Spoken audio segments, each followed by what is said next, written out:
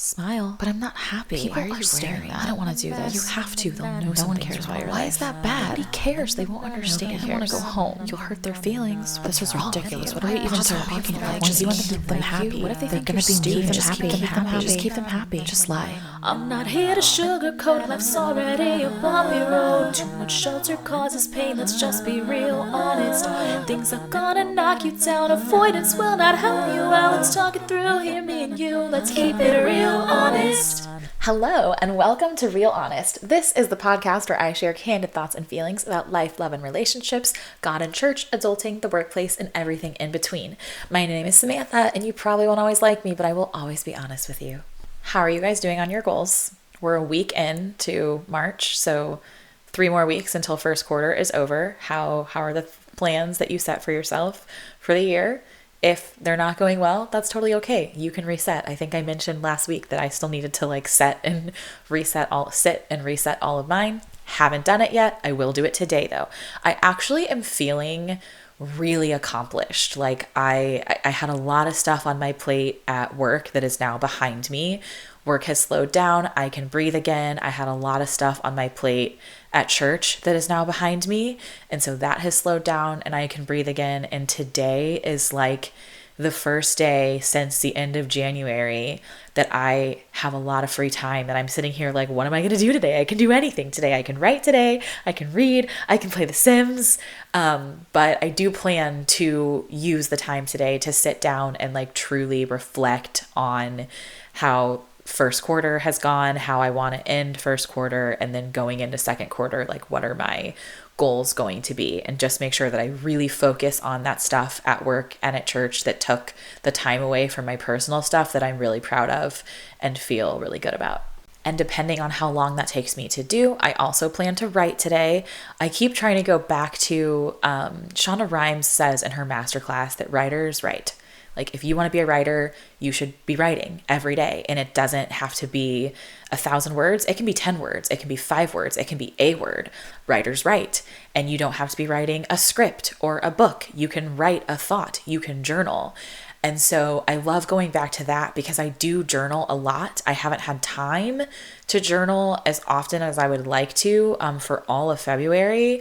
But in the past few days, I journaled a good 15 pages.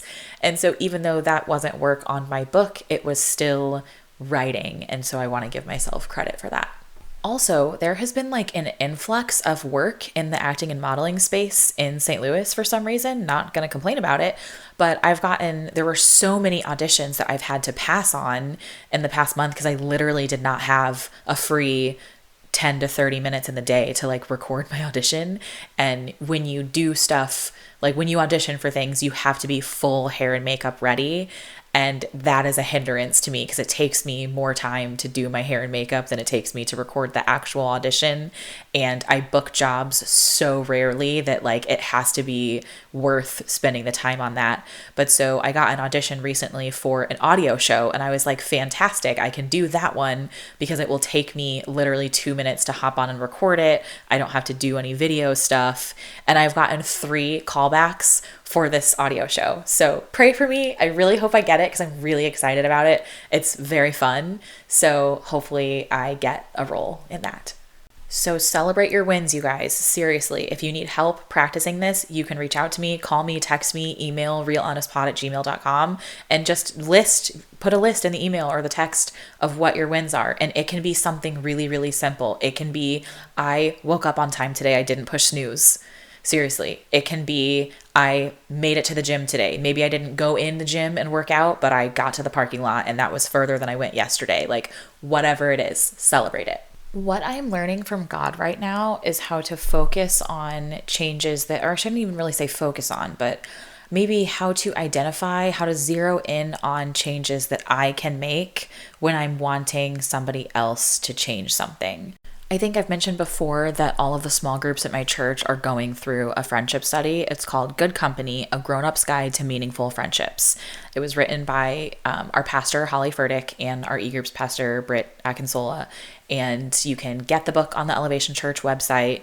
It is for men and women, all adults, and it takes you through kind of how to evaluate your friendships. It like talks about like myths that people believe about friendships that aren't true. It takes you through evaluating yourself. Like there's a whole chapter on what kind of friend am I and helping you become a better friend. And it also goes through letting go and like how to know when it's time for a friendship to come to an end, when it's run its course, like how to identify that, how to reflect on it. And it's just been a really interesting experience for me to go through because I've been having different issues with different friends while going through this study. And so it's been really cool to see how God uses these different people and these different experiences in my life to take me deeper as I am leading a group of people through this study. So my group just wrapped up the study this morning. And the topic that I want to talk through today is combining weeks 4 and weeks 5 of the study, which week 4 is what kind of friend am I? And then week 5 is how to let go when a friendship has run its course. So in the chapter where Pastor Holly talks about like identifying what type of friend you are, like what is it like to be friends with me? The mantra that she gives is, if I change me, I change we. And I think it's very simple, but it's also very profound because I think it's difficult. And it's one of those things where like my sisters and I have been having a lot of conversations about work because we are all managers at work. And we all are perfectionists as well. So we are struggling with like, we like work to be done a very specific way. And we have absurdly high quality bars that we set for ourselves. And so we also set those for our teams. And it really, really frustrates us when our teams do not hit those quality bars and when we have to explain things and repeat things. And what we've been talking about, like as the three of us and like these qualities that we have and like changes that we're trying to make is like, you know, we're sitting here expecting all of the members of our teams to be like us and to have the same quality bars for themselves that we have for ourselves and them, and to do things the way that we want them, and also to kind of read our minds and know how we want them, when like clearly, even if we're laying out things, we're giving them very clear instructions of like, I want it this way. If they're continuing to not do it that way, then there's a disconnect happening both in the instruction and the reception of the instruction and the execution. And so we're just kind of like repeating ourselves, like, this is what I asked you to do. You didn't do it again. But on their end, they may think that they did follow the instructions and they just maybe interpreted something differently. So we need to go back to our instruction and say, like, what can I change here? Like, what can I change in the way that I'm explaining this to this person? You know, maybe I said it aloud and I need to write it down, or maybe I wrote it down, but I need to write it down and get in a meeting and go through line by line and make sure that it's clear. Maybe I need to have them repeat it back to me so that I know, like, what did you hear when I said this? Like, what do you think you were asked to do? Let's make sure that we're getting on the same page. Are we defining these things the same way? And so fundamentally, like, it's not the team members that we need to change because we don't have control over that. What we do have control over is our piece of it as managers. So relating this to friendships, I'm thinking through, like, if I have, like, let me just use this example. I talk about all the time about how, like, I need people to be deep. Like, I don't have time and energy for small talk. I feel like it's a waste of time. I don't understand the point of using your text thread with me like Twitter, where all you're doing is giving a play-by-play of your day. I'm eating cereal. I'm drinking tea. I just got out of a work meeting. Like, okay, good for you. Like, what do you want? What is that doing for either of us? And if it is doing something for you, seriously, please write in to realhonestpod@gmail.com and explain to me, because that's something that I just don't understand. But a lot of people do it, so I would really like to understand it. But because I don't do that, and I don't like to do that, I get really frustrated when I have friends who, like, that's our entire relationship and that's our entire conversation. Like, we're never talking about the emotional experiences that we're having. We're not talking about things we're struggling with or how we're trying to grow. It's just a straight up, how are you? Good, you? I'm good. Just enjoyed a donut. Great. What flavor was it? Maple bacon. Like, and that's the whole conversation every day. Like, that really, really frustrates me. But I had to sit back and evaluate, like, okay, I can't change these people, but what I can change is me. And what I've noticed is a lot of times with those friends, I do respond to them and I just have the small talk and I engage with it because I don't want to be rude. And if they are actually getting something from that interaction, just because I'm not, I don't want to assume that it's a waste of both of our time. And I want them to like me and I want to be a good friend and I want to be like a reliable person that responds when you reach out to me. But what that's doing is enabling the conversation that drains me and irritates me.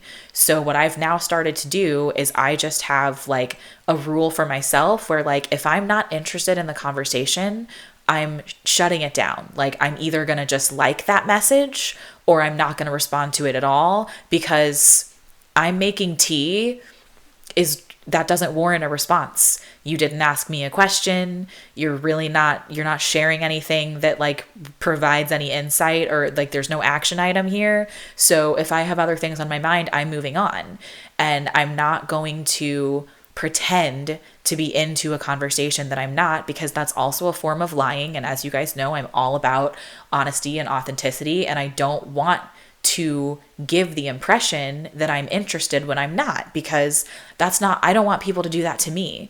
You know, like if we're sitting and having a conversation and you are not interested in what I'm saying and you would rather be scrolling on your phone and you'd rather be somewhere else, then like, let me go have this conversation with somebody who's interested in hearing what I have to say and somebody who's going to be engaged with me. Like, I don't want to waste your time and I don't want you to waste mine.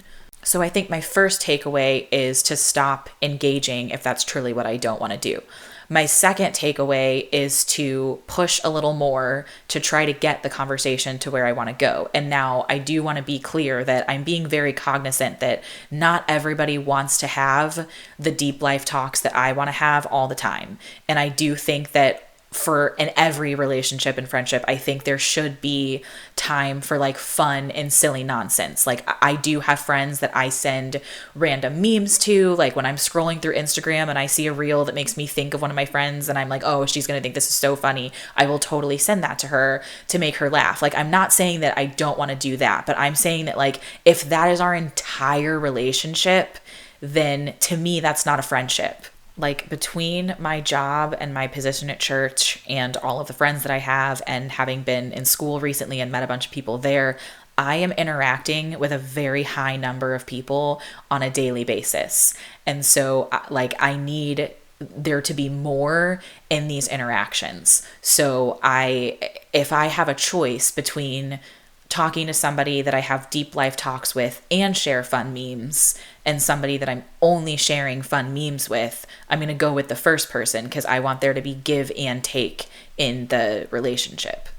Now, the other person may be the opposite of me. They may say, all I want is fun memes. Like, that's the entire purpose of yours and my friendship, is just to send each other random memes and use each other like Twitter and do a play-by-play of our day. Like, that's all I want from you. And if that's the case, that's not a compatible friend for me. Like, that person needs to go find somebody else who also wants to do that. So I just want to be clear and make that distinction, that I do understand that, like, in what I'm about to say, I do understand and acknowledge that not everyone is going to be receptive to it. But so I said my first takeaway was to stop engaging and stop pretending that I'm interested when I'm not. But the second takeaway has been that, like, I need to push a little harder. So same thing as like with these friends that like struggle to go deeper with me. Usually what I've done is I don't reach out to them for advice or to vent. You know, I've just been like, all right, they've already established themselves as like not a deep person, not a vulnerable person. They're not going to go there. So I just don't even have them on the list of people that I would reach out to. And then a couple of my friends have pointed out to me, like, you know, if you don't ever give them the opportunity to do that, then how do you know that they can't? And I was like, you know, that is a good point. Like, let me try. So then I go through a couple of different stages of where like I will reach out to them, where I probably will, I'll reach out to one of my friends that like I'm used to being vulnerable with, that I know is going to give the support that I need at the same time as I'm reaching out to the person that I don't think can do it, so that I still get the support, but also like give somebody else the opportunity to be able to show up for me in that way. And a lot of times the response that I get is like, oh, that sucks, buddy. Sorry to hear that. Oh no. And that's kind of the whole thing. And so usually if I get that response, that's just the end of the conversation for me, and I just move on and I go back to sharing a fun meme. But what I have learned to do instead, because I can't change that person, I can only change me, is to say, if I want a different response from this person, I need to respond differently. So I've started to go back to them and say, like, if the roles were reversed here and you had shared the thing that I just shared, and I said, oh, that sucks, buddy, would that be helpful to you? And usually people respond with, actually, no, that wouldn't be helpful. So then I can go push a little more and say, okay, what would be helpful to you? And a lot of times they say, like, I don't know, I've really never thought about it. And I'm like, okay, well, like, take your time, but let's think about this. And then I'm able to like get them into a space of where we can have a conversation where I'm trying to help them see like why that response was unhelpful and like what would be helpful, but also not from just a me thing, but from a perspective from them of like, if you're reaching out to your friends for support and if they're consistently responding like this, and so that's the only way that you know to respond, is what you're getting from other people is the same as what you're giving to other people, but that's ultimately not giving you what you need, then let's figure out how to get you what you need so that you can also give to others what they need. Something that I'm really grateful to one of my friends for consistently calling out is that I say and complain probably a lot about how I think that I am a better friend to other people than anyone is to me. And I feel like I am stable, I'm consistent, I love really hard, I show up, I remember birthdays and anniversaries, I put things in my calendar. Like I feel like I really go out of my way to be a good friend. And I have one friend that whenever I like talk about this with always says like, all right, so you think you are the best friend that ever existed and everyone else is a terrible friend, or maybe not terrible, but they're not as great as you. You are the common denominator here that's getting frustrated that no one else is on your level. So why is that? Like, what's going on that's making you so amazing and nobody else so amazing? Like, is it that you're expecting or requiring your friends to do things that they don't know about, and so you have this expectation and it's just not happening because you haven't told them? And also, like, it's really great that you remember like birthdays and anniversaries and all that kind of stuff and you give people little gifts, but is that your love language or is that theirs? Like, would all of your friends say that you were an amazing friend, or is this just your opinion of yourself? And I'm like, I appreciate that. I do. I like being pushed deeper to figure out where is this coming from and what can I do differently. So that was week 4 of the friendship study. It was talking like evaluating and discussing like what type of friend like you are. And then week 5, which I went through with my small group this morning that I was leading, is letting go. And it's so interesting, like just how on time things in my life has been. It's a little too close for comfort, but I feel like this week I am losing one of my best friends and it really sucks. But it was an interesting thing to process through with my small group this morning. And then, so basically the way the study works is there's a video that you watch with the group and then discussion questions. And then there's like a personal reflection journal section. And just as I was journaling through it, I was like, oh, this is interesting that I have this particular thing to explore right now. This is also why I titled this episode with a lyric from Taylor Swift and Colby Calais' Breathe, because it's a song that they wrote about a friendship ending and I felt like it was fitting. Also, I almost always title my episodes with Taylor Swift lyrics because Taylor Swift has a song for literally every emotion. But just a little bit of backstory for you guys. Throughout my life, my closest friends have almost always been men. Not to say that I have not had best friends that are girls, because I've had a lot of them. But I would say, like, if I reduce my inner circle to like 3 people, 2 of them are usually men. I've just always found that they like are more compatible, very close friends for me for various reasons. But with that, there's always the difficulty when they are straight men of like, what do we do when one of us is dating someone? And that is always a really frustrating thing. That's why I did a whole episode, I think last season, maybe it was the first season, on like, can guys and girls be just friends? And like, how do you navigate this? And had a whole discussion around that. So one of my best friends has a girlfriend now, and we're trying to navigate like, how does this change our friendship? Like what boundaries do we need to put up? Like all of this different whatever. And it's just been, it's difficult, I think, for me, because whenever it's like, I've known you longer, I feel like I should take precedence. I was talking to a friend this morning who was telling me that she has like jealousy issues with friends. And she was saying like, I know that it's kind of crazy, but like, I know like 2 of my friends were hanging out this weekend and they didn't invite me, and I was looking at their Instagram stories and I got really jealous and was like, why don't they like me? And I was talking her through like, you don't know that they don't like you. Like, did you ask to go? Did you know that they made the plans? Like, you just tell them like, hey, that looks really fun. I love hanging out with you both. I'd love to come next time, and see what they say.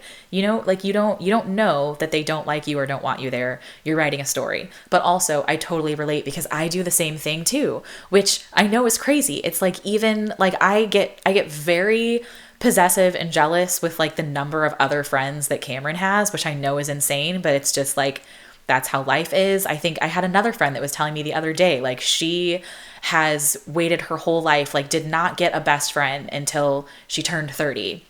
Finally got really close with someone that became her very best friend, but that person has like 14 very close friends. And so she says when the friendship with this person was new, she got to hang out with them like on a weekly basis or every other week. And now the person's social calendar is like so full. She has to like schedule in advance and get on the calendar. And she's saying like, this is my best friend. Like I shouldn't have to share her with all of these other friends. And it's not fair. And it's like, yeah, it's kind of like being in love. It's like, it's irrational, but it's a real thing that people feel. So back to the thing that I was actually describing, like I did go through this with Cameron in high school. And when I think back on it, it's interesting because I don't think we ever like sat down and had a conversation about it. It was kind of like, we had dated and then we broke up and decided that it would be better that we were just friends. And then whenever either of us was dating someone after that, we just wouldn't talk. It's like he would date someone and we would stop talking. And then as soon as they broke up, we would be back to talking every single day like no time had passed. And then I would date someone and we'd stop talking. And then we would break up and me and Cameron would be talking again like everything was totally fine. And we never sat down and had the like, how's our relationship going to change? Like, are we going to stop talking? Like, we just did it. And then when we got to college, I think, and we were both single, like everything was fine. And then when he got into the relationship that he's in now, I think at the very beginning, I was just kind of like, all right, let's see if like this sticks around. And I think it was when they were probably round about 2 or 3 years in is the first and only time that Cameron like did have to sit me down and say like, hey, this is a real thing. It's lasting. I cannot continue to give you the time and attention that I have before because I have to give my relationship some time and attention. Still love you. You're still my bestie. Like, I'm not going anywhere, but we just need to kind of shift like the frequency or like the priority and that kind of thing.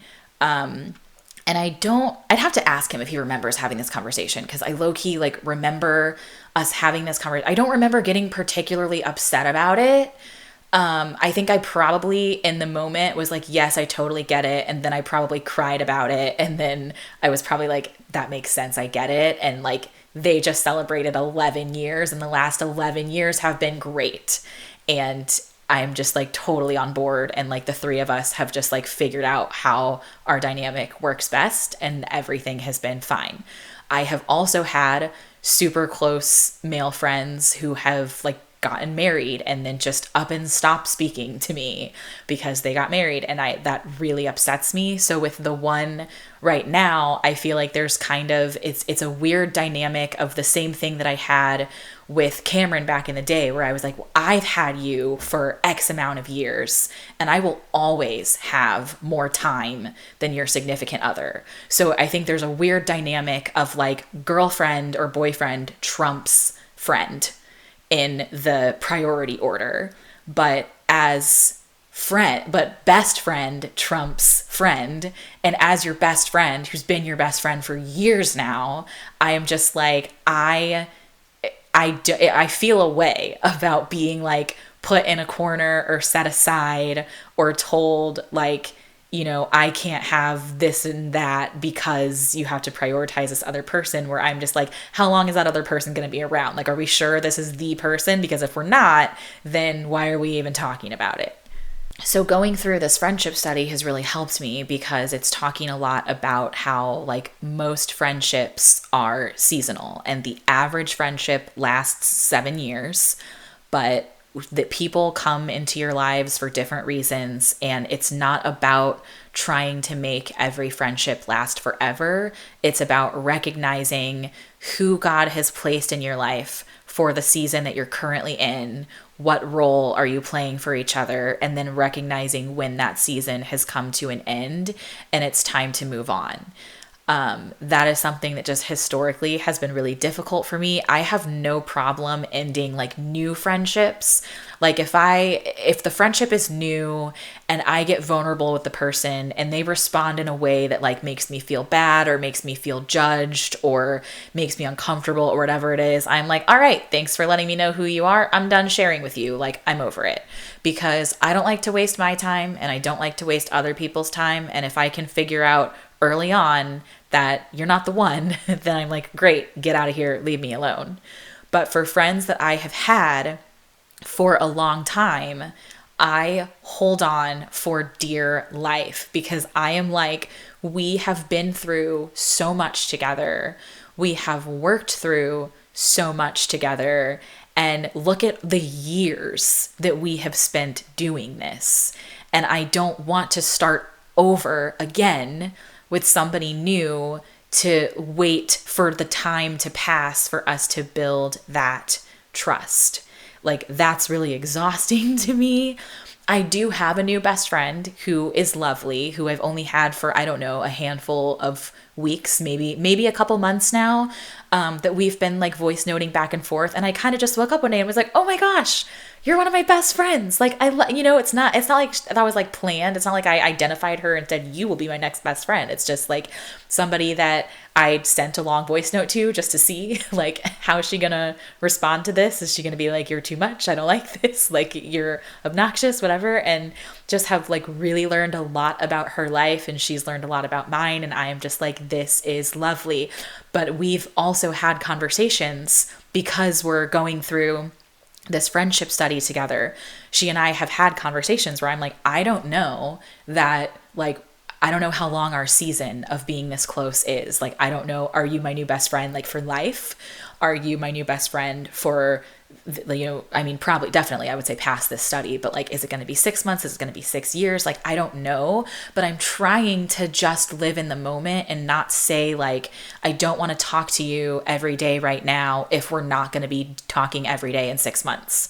Like, I want to just say like, all right, you are clearly a person that God has placed in my life right now to help me through the current season that I'm in. And I hope that I'm also helping you through the current season that you're in. Please let me know if you're not.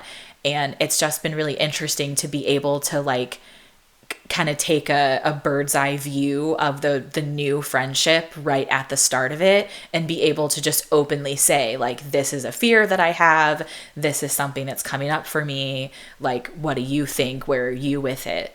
So she's been kind of helping me through processing like the friend that I think that I'm losing. And it is wild, you guys, because he and I are so like open and honest about everything. And we haven't had a fight in like a really long time. I think we've only had, I can't even remember. I think we've only had like one fight. Like, I only remember us like yelling at each other one time in all of the years that I've known him. But I feel like we had a fight this week. Like I feel like we spent 3 hours screaming at each other, even though we didn't. It was a very cordial, like, him sharing thoughts and me sharing thoughts, but like even in the like us being just like open and just like laying stuff out on the table, I got violently angry with him and had to take like 3 days to sit and think about, like, why am I angry? Like, he wasn't mean, like he wasn't trying to hurt me, like what is happening here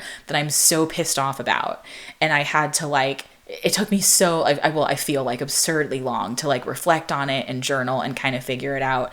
And I think what I pinpointed is like, I have had this friend of mine like kind of on a pedestal because he's older than me. So we sort of have like a mentor relationship where like he's kind of like my second therapist, where like I would say the majority of our conversations are like him helping me through things, which now that I'm saying it out loud, I'm like, this is probably part of the issue, is like, I'm not adding anything to his life, just taking and not giving. So that sucks.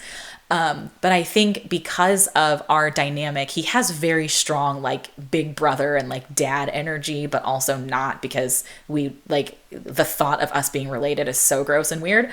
But I think just because of that dynamic of like him kind of like more helping and explaining things to me and like helping me see new perspectives, I think there's been like, he's really good at reading me to the point where like I intentionally use vague phrases when I talk to him because I know that he knows what I mean. And it's like, maybe I'm not comfortable saying like specific words. And I'm just like, I shouldn't have to write this out for you because you already know and I already know, like we've been doing this for so long, like it's not necessary. We have a shorthand, let's just use that. And I think because I look up to him so much, somehow I started to feel like he didn't have a whole lot of changing or growing left to do. Like I've kind of been looking at it like I have only just started to become a person and like really know who I am and what I want, and like he's already there. So he's helping me like get there, like pulling me to his level, like, yeah, this is awesome. And I think I had like a realization this week where I was like, either I have surpassed him in this area, or I just have realized that like there is a lot of work that he needs to do that I thought he had already done, that he hasn't. And and that just like kind of tilted the world for me, where I felt like he's been lying to me for years and I just now, like, the truth has been unveiled and I am like, what the hell? And I just got really, really mad. But at least, like, I didn't scream or yell like I would have done in my 20s. Like, I kindly said, hey, I'm mad at you. I'm not going to talk to you right now.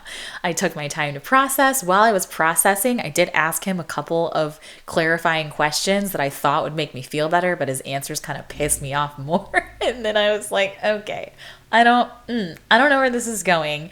And now I just feel like everything is really weird and awkward and we're just never going to get past it. And I'm just like, well, I kind of always knew that we weren't going to be super close friends forever. And I've just been saying to him over and over for years now, like, can we just enjoy it? Like, we know it's not going to be forever, but like, let's not worry about it until we have to. Like, let's just, if we only have 2 more days, let's have 2 great days. Like, why do we want to waste our last 2 days stressed about what's going to end it? But I think I also thought that I was going to have time to like process us not being friends anymore, and I was going to have time to like collect other people that were going to like fill the time and energy and attention that I was getting from him. Like, I was going to kind of be able to slot other people in on the way and like phase him out.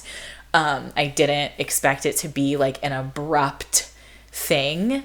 Also, because I feel like it's just so hard to find people that make you feel seen and known and loved and understood. Like, I feel like those people are so rare, which is why when I find them, I like latch on to them for dear life. Because I have had other friends who are like, hey, like, I know that your bestie like has a girlfriend now and like maybe can't like talk to you as much, but like I'm around. And I'm just sitting there like, thank you, but conversations with you are very different than conversations with him, and there's a completely different dynamic, there's a completely different need being met there, and like you can't do that. Like that's not gonna work for me. Like, I appreciate it, but it's kind of like even if you want to, you probably don't have the ability to. Like, I think I was sharing in my e-group this morning how like something that I do all day, every day, is I'm constantly asking myself, what am I feeling? Is that what I want to be feeling? And if no, how do I get to what I want to be feeling? And I evaluate that all day long. Like if I get out of a work meeting and I'm feeling, I might be feeling stressed or overwhelmed, like I'm constantly checking in with myself, which is a thing that I learned to do in therapy. And so I do struggle with people who do not go or have not been to therapy, because there are skills that I have learned in therapy that I need my friends to have in order for us to communicate effectively. So it's really difficult for me to have people who can't or don't do that, or people who are like new at it and still learning. And so but I really need to collect friends that like have been to therapy, spent years in it and understand and are also processing their emotions so that they can walk through them with me. And so I do have friends who like are very good listeners, but they're not really processors. And so they will sit and like listen to me talk about something, but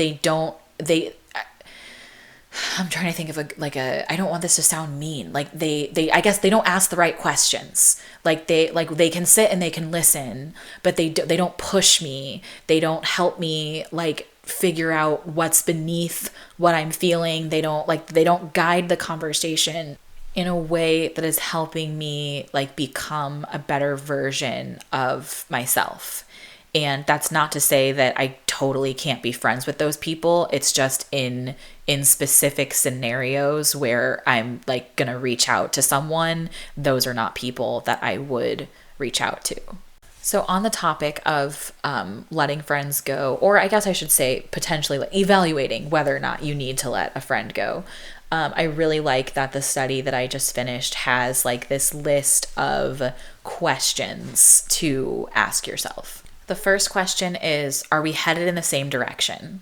And this is something that I think about a lot with like previous friendships that have ended, where it seems like if whatever you're working toward is that person helping you work toward it, and are you helping that person work toward what they want to? So in the example I just gave, like I am in a season of constant growth. Like I am looking to really understand who I am as a person and what I need and how to get those fulfilled so that I can properly show up for all of the people that need me, like my family, my friends, people at church, people at work, people in the group that I lead. Like I cannot show up for them and fulfill their needs unless my needs are met.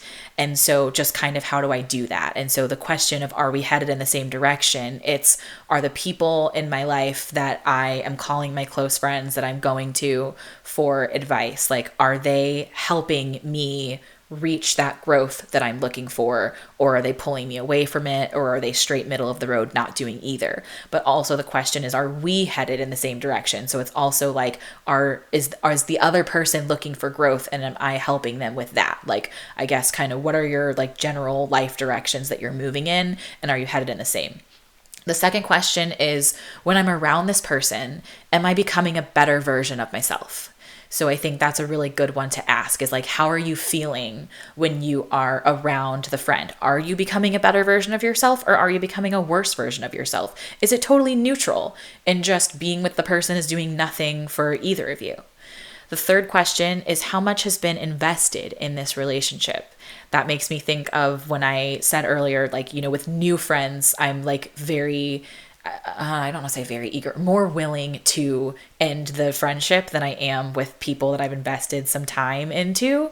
And that's just one of those things, because it's like, if you haven't invested a whole lot, it's like, all right, there's no loss here. Like, you've only been my friend for a day or a week, doesn't matter. But like, if you've been my friend for 10 years, like, that's a lot of time. It's a lot of energy. The fourth question is, what am I afraid of losing if I let go of this relationship? This one feels the most important to me because I think it's the most introspective of like, is this person actually fulfilling a need of yours? Or are they a coping mechanism? Are they stunting your growth? Is there something that you really should be getting from somewhere else? Like what is the person providing that you are really feeling like, okay, I can't be friends with this person anymore, but I'm so scared to let go of it? Like, what is the answer to that? What is that thing? And then once you identify that thing, is it something that you should let go of or not? The fifth question is there anything I can do better to improve this relationship? Something I really loved about this chapter of the study and the video we watched this morning is they're like, this is not an excuse to just end all of your friendships. This is to like thoughtfully consider whether or not you actually need to. And like my therapist tells me all the time, like every relationship is going to have bumps in the road. There are going to be like hard things that you need to go through. There are going to be hard conversations, whatever it is.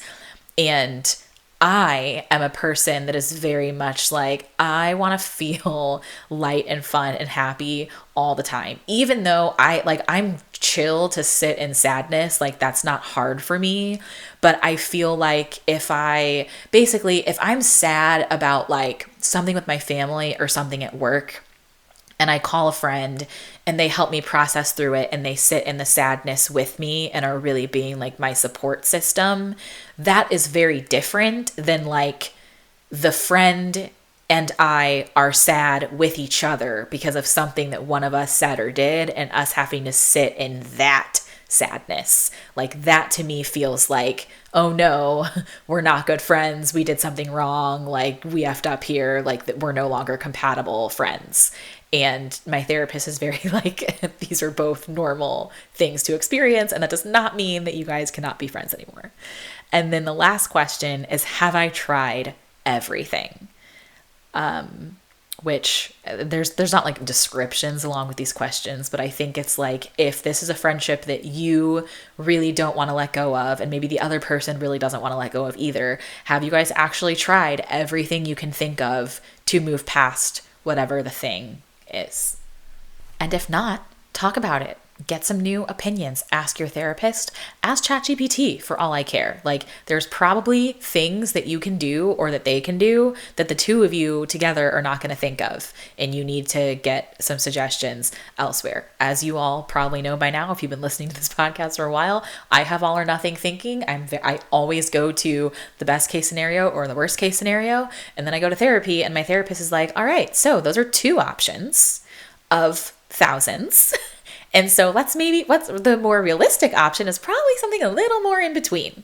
But so essentially the main takeaway of the study is seasons. Like friendships tend to be seasonal, and we need to all do a better job at evaluating when a season has ended and when someone has been brought to us for the season, and how we can really show up for each other. And the verse they gave us is Ecclesiastes 3:1-8. I am going to read it because I really love it. I've never read the Bible on here before. So if you don't love Jesus, or you hate the Bible, or you think it's all fake, sorry, you can skip ahead, 30 seconds? I don't know. But Ecclesiastes 3:1-8 says, "There is a time for everything and a season for every activity under the heavens, a time to be born and a time to die, a time to plant and a time to uproot, a time to kill and a time to heal, a time to tear down and a time to build, a time to weep and a time to laugh, a time to mourn and a time to dance, a time to scatter stones and a time to gather them, a time to embrace and a time to refrain from embracing, a time to search and a time to give up, a time to keep and a time to throw away, a time to tear and a time to mend, a time to be silent and a time to speak, a time to love and a time to hate, a time for war and a time for peace. Okay, hard conversation of the week. I guess I kind of mostly already told you guys about one. I mean, it wasn't even like, it wasn't a long conversation. It wasn't like a full thing. It's honestly, it's kind of over at this point. And now I'm just caught between like, I still have so much that I really want to say, but I also feel like we already kind of like decided that the conversation was over. And I don't want to be like obnoxious to be like, you seem fine, but I'm not. Can we revisit this? Because also if it's like, all right, we can't be friends, we're not going to talk anymore, then like I don't really care to talk it to death, you know? It's like it's really only worth revisiting and like saying the other things if we're like continuing the friendship, which really and truly I could also just be overthinking the whole thing, and he could be like sitting at home right now like everything is fine and there's totally not a problem, and I've just like invented all of this nonsense in my head because that's what feelings do when we just like sit and let them run rampant. But last week I had told you guys about a girl in one of the groups that I lead that I needed to have a hard conversation with, that I had given some feedback to through text message, and she had texted me back, got like very defensive, very upset, was like attacking me essentially in her response. And so I said like, hey, can we jump on a call?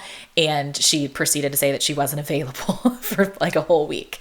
We did have the conversation last night, and I brought the girl who co-leads the group with me. So the both of us were there, and she and I had conversations before we met with the person in terms of like what we wanted to address, and like we reviewed like my text message and her response and that kind of stuff. And I also got some advice from a mentor of mine at church who I thought had some really good actually advice for this.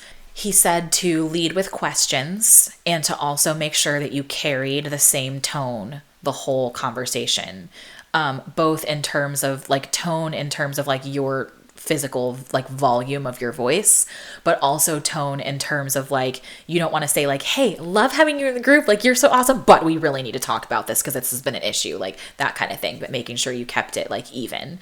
And so we did like share those notes, and we did like lead with questions of like, you know, how are you feeling, like let's talk about how you felt about receiving the feedback. And we just kind of talked through, there definitely were a lot of misunderstandings, which I took full responsibility for. I was like, hey, you're right. Like I shouldn't have put this in a text message to begin with because I clearly did not communicate well what I was trying to say.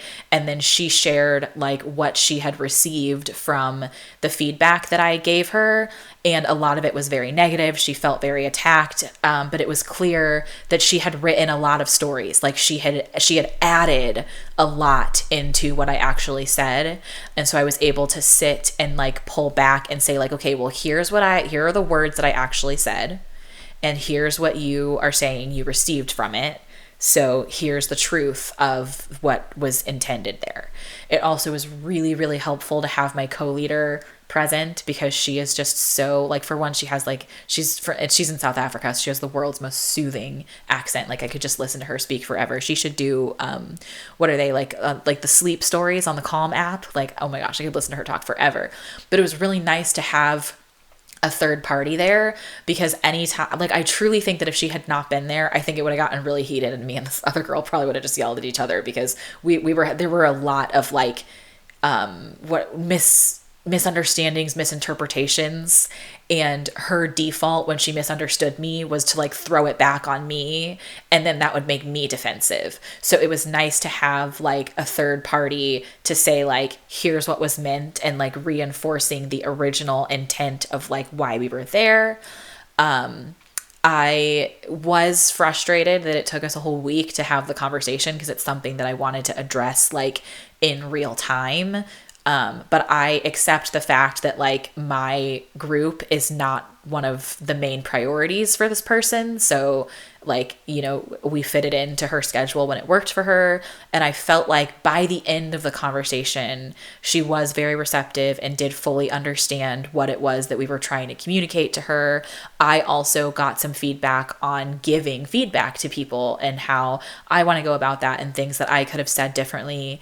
And then we did have like actual group this morning, and it went really well too. And this was like, this is just something that I do as a group leader. Like I give people feedback. A lot of times I have to get on phone calls. I also have to do this for other leaders where like I lead like usually I'm the third party that's leading a mediation between one of our leaders and a member of their group. So it was interesting to have the experience of like me being the leader and the member. And I have like had various conversations giving people feedback before, but 9 times out of 10, like after I send the feedback the first time, people just stop responding and they just leave the group. Like they're not interested in really having a conversation and like understanding the feedback. It's like the fact that they got feedback in the first place shuts them down. So I really appreciate that everybody who is in my group right now seems really interested and invested in doing the work and like building relationships with each other and like being receptive and understanding and like following the rules that we set for the group and like really understanding like why they are what they are. So I have had like more feedback conversations, I would say, with members of my group in the last year. And I've been leading this group for 5 years now. So it's been really nice to have like a solid group for so long where people are like willing to go deeper and have the conversations and also give me feedback as well. Cause I am absolutely not claiming to be perfect or to know everything or have solutions to life, because I would not be doing this podcast if I thought that I did. Movie recommendations / what I'm watching right now. I am still working my way through rewatching One Tree Hill and Smallville with the rewatch podcasts, but I'm at the parts of each of those shows where I don't like them anymore. So I'm probably going to quit and reallocate my time to something that I actually enjoy because it's not bringing me joy anymore.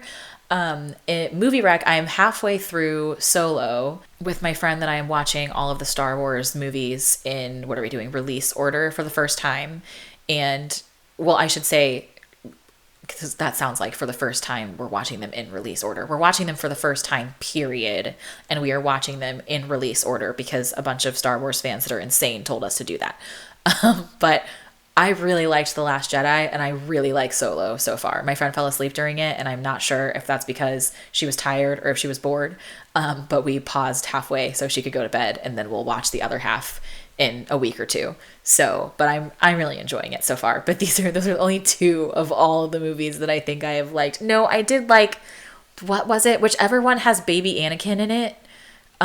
He's the cutest little boy in the whole world. And I loved that movie. But all the rest of them, I don't understand the Star Wars fandom. I'm sorry. I don't get it. I'm not on board. Thanks for listening. Leave me a review if you want. New episodes every Wednesday at 6 a.m. Central. Okay, bye. I'm not here to sugarcoat, life's already a bumpy road. Too much shelter causes pain, let's just be real honest. Things are gonna knock you down, avoidance will not help you out. Let's talk it through, hear me and you, let's keep it real honest.